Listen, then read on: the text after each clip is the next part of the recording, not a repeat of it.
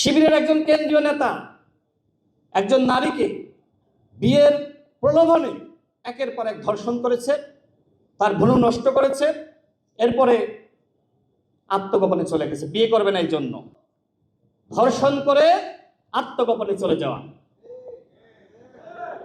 শিবিরের একজন কেন্দ্রীয় নেতা একজন নারীকে বিয়ের প্রলোভনে একের পর এক ধর্ষণ করেছে, তার ভ্রূণ নষ্ট করেছে, এরপরে আত্মগোপনে চলে গেছে। বিয়ে করবে না এই জন্য, এবং সে আত্মগোপনে চলে গিয়ে বলছে যে আমাকে গুম করা হয়েছিল।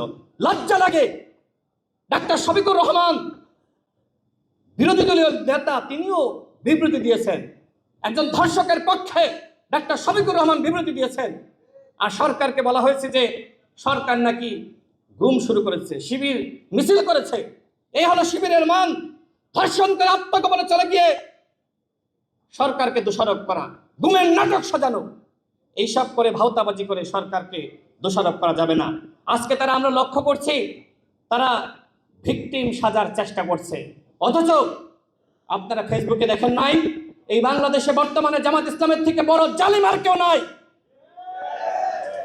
তারা এখন কথায় কথায় গালিগালাজ করে, আমাদের বাক স্বাধীনতাকে হরণ করতে চায়, আমাদের বিরুদ্ধে নানান অপপ্রচার।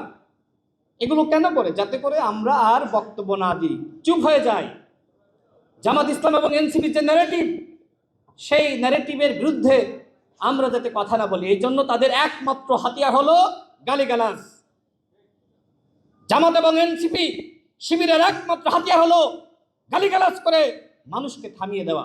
কিন্তু আমরা কি থেমে যাওয়া বন্ধুগণ? আমাদের স্লোগান সবার আগে বাংলাদেশ, আর ওদের স্লোগান হলো সবার আগে পাকিস্তান। ওরা অখণ্ড পাকিস্তানের স্বপ্ন দেখছে, আর বাংলাদেশের মাননীয় প্রধানমন্ত্রী তিনি স্বপ্ন দেখছেন এই বাংলাদেশকে গঠন করার, রাষ্ট্র পুনর্গঠন করার। সেই রাষ্ট্র পুনর্গঠন করার সারথি হিসেবে আমরা বাংলাদেশি সংগঠন কাজ করতে চাই। আমাদের স্লোগান সবার আগে বাংলাদেশ।